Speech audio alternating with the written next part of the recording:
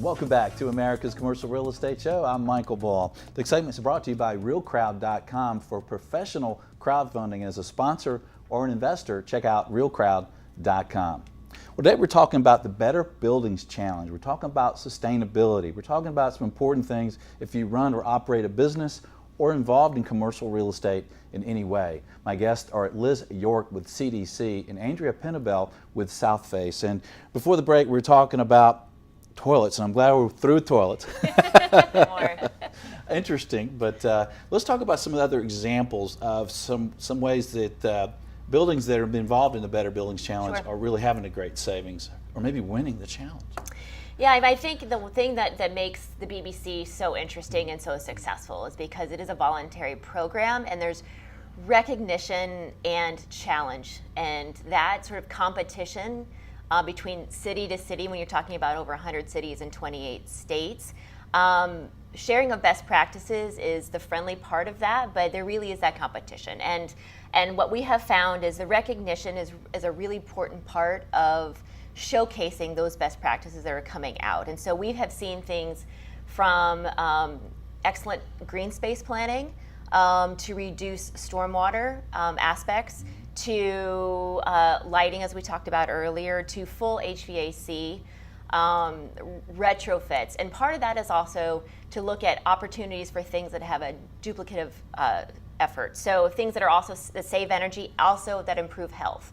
Right. So things like plasma systems, which refresh the air and change the amount of fresh air intake that you need, also are reducing flu episodes that we've seen in some of the shelters and other multifamily and recreational facilities that we've done.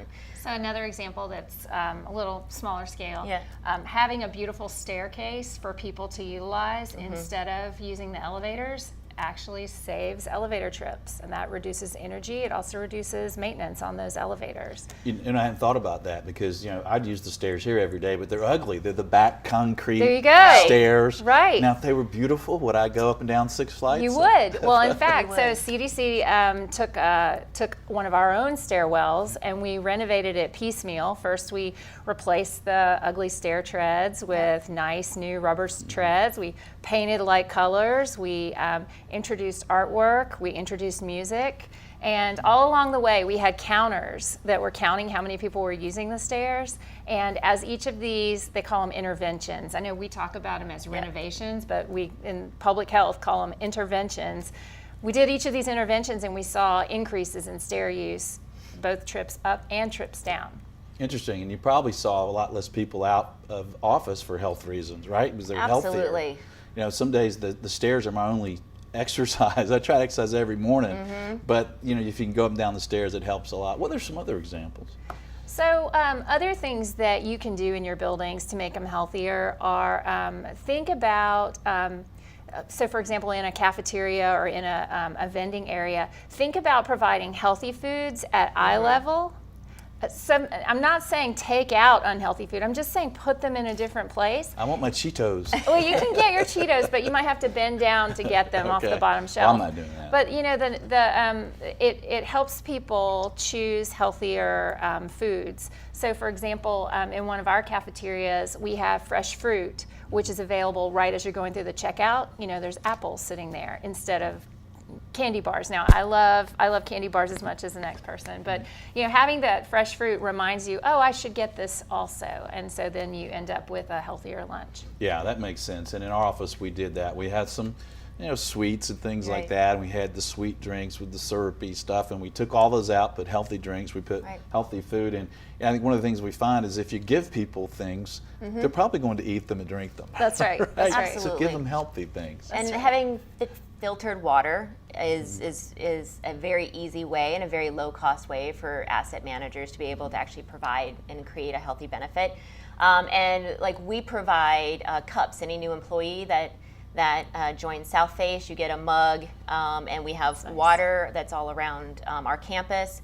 And you can also then take that out into your home and continue to use that. And that also reduces plastic use, which is also really important in sustainability. Yeah, and if you're watching the video, maybe you're seeing a few examples that we're putting up, but if you're listening to the podcast, at the show website, we'll have the South Face links, we'll have some links to the Better Building Challenge, and you can see some of these examples at South Face that you guys kind of showcased there of how people can save money and be more sustainable and really reduce costs and increase productivity. Absolutely, and I think there's some other really good resources as well.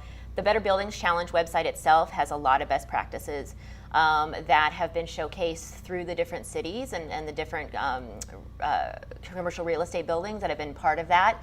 And then on the South Face website, we worked with the Department of Energy a couple of years ago to create a bunch of free tools and resources for commercial buildings. It's called the Advanced Commercial Building Initiative, ACBI. And all those tools are free on our website as well as Department of Energy's. And your website is? Southface.org. Right. Okay. So there also is a website that people might be interested in. It's called fitwell.org. And this is a program that CDC developed in combination with the General Services Administration, the GSA. Everybody's familiar with them.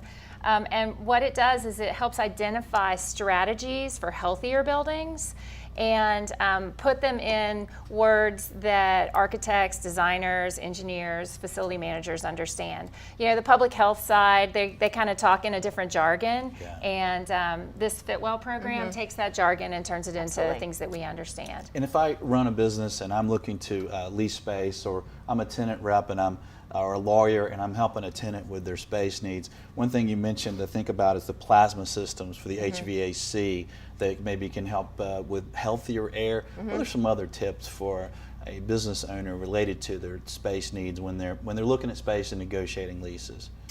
Sure. I mean, I think green leases, I think, are one way to go. And what that really means, essentially, is that you're only paying the utilities that you're using versus paying on a square footage basis. And that not only incentivizes lower usage, but it also doesn't penalize you if you are being good stewards of your bottom line and the environment, that you're only paying for what you're using.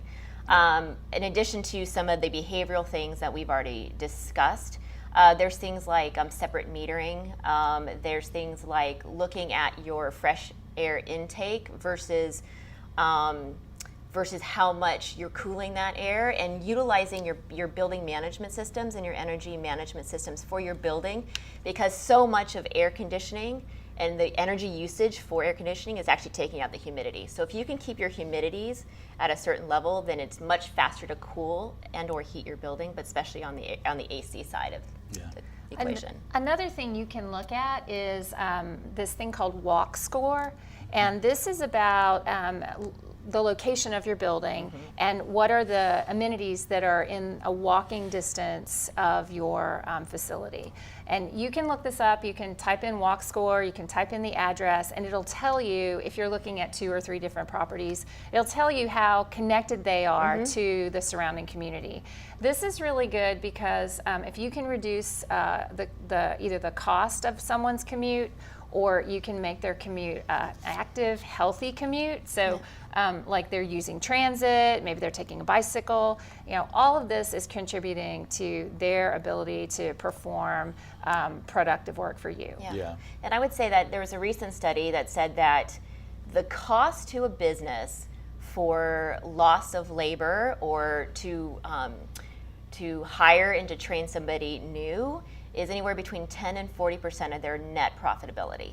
So even if it's on the lower end of that, 10 or 15% of your net profits and people that you lose. So if you can keep people, keep them happy, you have a healthy environment that they feel like it's open and it's friendly and it's healthy and it's a quality environment, you're much less likely to lose those individuals, both in retention as well as in hiring. Yeah, I think that's a good point. I think all of us we think more about today an environment that we enjoy being in, and maybe we'll accept less pay, because we like the environment, we like the people, Right. and Absolutely. like having the plants and flowers in the game room you saw Absolutely. when you walked Right, around here. exactly. Right? Millennials are especially willing to trade other benefits for a beautiful, comfortable, supportive workspace. Yeah. So that's something that we're all kind of facing is how do we make this next generation of the workforce happy, healthy, productive, and want to work at our company, not Absolutely. another company. Well, and I think that's also the first generation, and the generations that's following that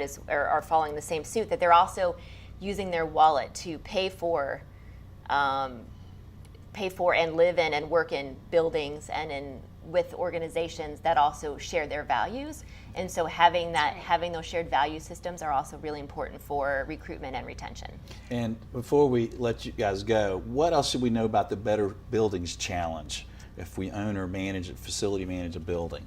What else should we know before we let you go? Well, one of the things that I think is key is that we are integrating health into the Better Building Challenge. Mm-hmm. Not only are there energy and water considerations, but we're also saying if you would look at your building, look at the healthy criteria within your building, and try to make it more welcoming to the employees and the tenants, then that's going to make a better building as well.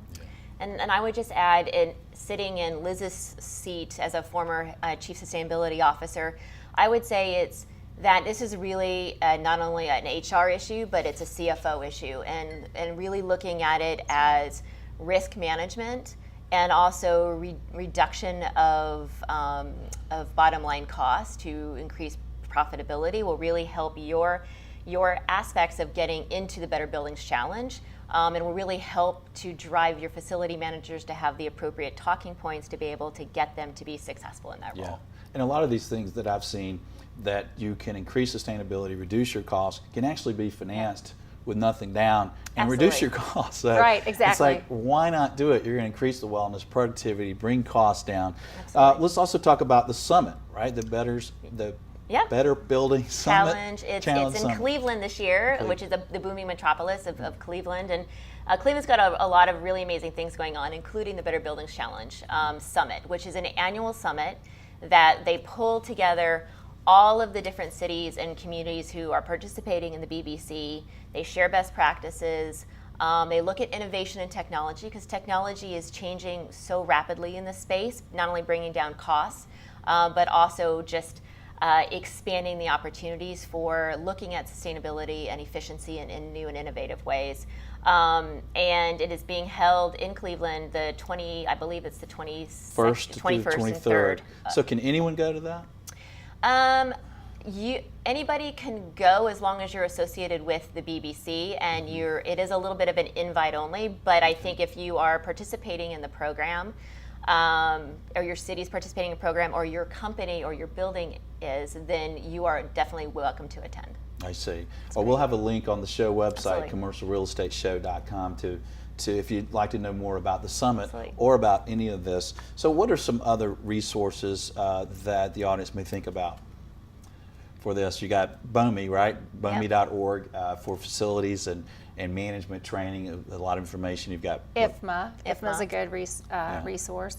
Also, the CDC, just cdc.gov, has many different programs and resources, free tools. So, for example, there's a section about making your stairwells more habitable, more inviting. There's also a section on walkability, and then I'm also familiar with, you've heard of lactation rooms or wellness rooms, they're calling them sometimes. This is a space where a mother can express breast milk after they've had an infant. And talking about keeping people on your staff, this is a time when you lose people on your staff. They have a baby and then there's not a support system for them back at work. If you can provide a nice mother's room for them, then they're much more likely to come back and they'll be one of your most loyal employees. So that makes a lot of sense. There's a resource for that. There's a best practice article on wellness rooms that we can share the link for that. Great. And not to acronym people to death, but IFMA is the International Facility Managers Association. We have a rule at South Face, no acronyms.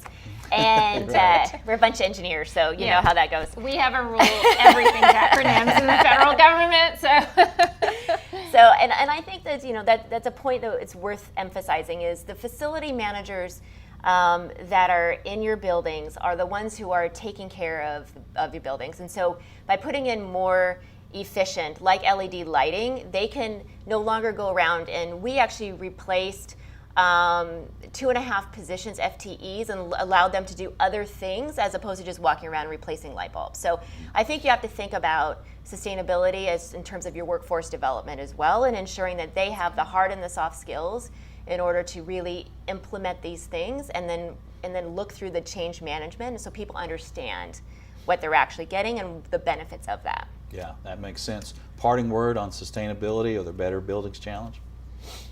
I think the Better Buildings Challenge is special because it is a voluntary program. And I think that you cannot think about sustainability. You cannot sustain or underwrite sustainability. It has to sit on its own 2 feet and has to be financially viable. And I think this is one of those programs that you really that really does that. And thinking about how looking at energy and water efficiency from the equity standpoint, from the social equity in terms of your people in your buildings, the reduction in your utility costs and the healthcare costs as we've discussed, in addition to the environmental benefits, means that your businesses will be more sustainable and more successful over the long term. And if the challenge is to save 20%, how many buildings are able to do that? Do you know? That's a big number. I'll speak to Atlanta quickly. It's the largest BBC program in the country. We have over 110 million square feet under the program. We are just under 20%, so 19.3-ish%, Wow. which means that we have a lot of buildings that are way over the 20%. So it is extremely achievable, both for energy, water, and wellness. Yeah. The other thing I would say about Better Buildings Challenge, it's fun. Mm-hmm. It's not drudgery. It's not a requirement. It's a chance to get out there. You meet other people who are in the same boat as you. They're trying to make their buildings better. It builds a community around these ideas of saving water, saving energy, promoting healthier buildings. And it gives you resources. Yeah, you have benchmarks, right, of what other buildings are doing. Absolutely. And I think that's one of the benefit is that if you're in commercial real estate, you want to know how you're comparing to Absolutely. others. And you want to be able to do it in a way that uplifts your business while not actually putting you out there in a risky situation if you're not performing as well. So this provides free resources. It provides support in terms of community of other businesses that are in this, and it's fun, and it kind of provides that opportunity to see how you're performing as opposed to your other like buildings and like industries. Yeah. And I've even seen it within a portfolio. There's that friendly competition within one person's one group's buildings. Yeah. It can be kind of fun. That's great. Liz, Andrea, thanks for joining us. Absolutely. Great information. Thank you. And thank you for joining us around the world, around the country. We appreciate you sharing the show. Appreciate your comments as well. Be sure and join us next week. Until then, make sure you always lead, learn, and laugh, and join us for America's Commercial Real Estate Show.